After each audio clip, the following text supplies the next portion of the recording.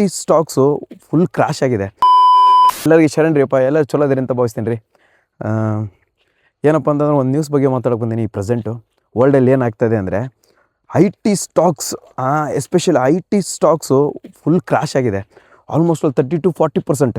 Infosys, Wipro, T C S ಎಲ್ಲವೂ ಏನಾಗಿದೆ ಅಂದರೆ 52 ವೀಕ್ಸ್ ಲೋ ಆಗಿದೆ. ಇದು ಎದಕ್ಕೆ ರೀಸನ್ ಅಂತೇಳಿ ಚೆಕ್ ಮಾಡಿದಾಗ ನನಗೊಂದು ಕನ್ಕ್ಲೂಷನ್ಗೆ ಬಂದೆ.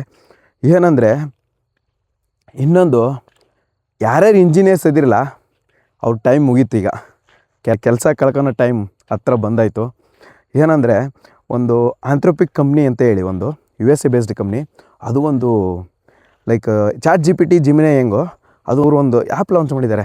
ಅದು ಕ್ಲೌಡ್ ಕೋವರ್ಕ್ ಅಂತೇಳಿ. ಅದ್ರಾಗೆ A to Z work ಆಗುತ್ತಂತೆ.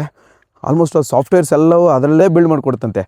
So ಅದಕ್ಕೋಸ್ಕರ ಇನ್ ಫ್ಯೂಚರ್ಲಿ ಎಕ್ಸ್ಪರ್ಟ್ಸ್ ಎಲ್ಲ ಏನು ಹೇಳ್ತಾ ಇದ್ದಾರೆ ಅಂದರೆ ಫ್ಯೂಚರ್ಸಲ್ಲಿ ಹೈರಿಂಗ್ ಆಗೋಲ್ಲ ಫ್ರೆಷರ್ಸಿಗೆ, ಒಂದೇದು. ಮತ್ತು ಇದ್ದವೆಲ್ಲ ಲೇ ಆಫ್ಸ್ ಮಾಡೋಕ್ಕೆ ಸ್ಟಾರ್ಟ್ ಮಾಡ್ತಾರಂತೆ. ನಾನು ಹೇಳ್ತಲ್ಲ, ಎಕ್ಸ್ಪರ್ಟ್ಸ್ಗಳು ಹೇಳ್ತಾ ಇದ್ದಾರೆ. ಒಂದು ವಿಡಿಯೋಸ್ ಹಾಕ್ತಾಯಿನಿ, ನೋಡ್ಕೊಂಡು. AI, automation and robotics could lead to nearly the loss of 100 million jobs in America. ಬನ್ನಿ, ನಿಮಗೆ ಗೊತ್ತಾಗುತ್ತೆ. ಸ್ಟಾರ್ಟಿಂಗ್ 2026ಅಲ್ಲೇ ಇನ್ನು ಫೆಬ್ರವರಿ ತಿಂಗಳಲ್ಲೇ ಇದು ಬಂದಿದೆ. ಇನ್ ಫ್ಯೂಚರಲ್ಲಿ ಹೆಂಗೆ ಅಂತೇಳಿ ಎಕ್ಸ್ಪರ್ಟ್ಸ್ ಎಲ್ಲ ಅನಲೈಸ್ ಮಾಡ್ತಾ ಇದ್ದಾರೆ. ಈ ಸಣ್ಣದೊಂದು ಟಾಪಿಕ್ಕು ಆಲ್ಮೋಸ್ಟ್ ಅಲ್ಲಿ ನಮ್ಮ ಬ್ಯಾಂಗ್ಳೂರು ಅನ್ನೋದು ಒಂದು IT ಹಬ್ಬು. ಇದಕ್ಕೆ ಫ್ಯೂಚರಲ್ಲಿ ಬರೋಬ್ಬರಿ ಹೊಡೆದು ಬೀಳುತ್ತಂತೆ ಅನಿಸುತ್ತೆ. ಒಬ್ಬರಿಗೆ ಎಲ್ಲ ಲಾಸ್ ಆಗೋದು ಇದು, ಆಲ್ಮೋಸ್ಟ್ ಅಲ್ಲಿ ಎಲ್ಲರಿಗೂ ಲಾಸ್ ಆಗುತ್ತೆ.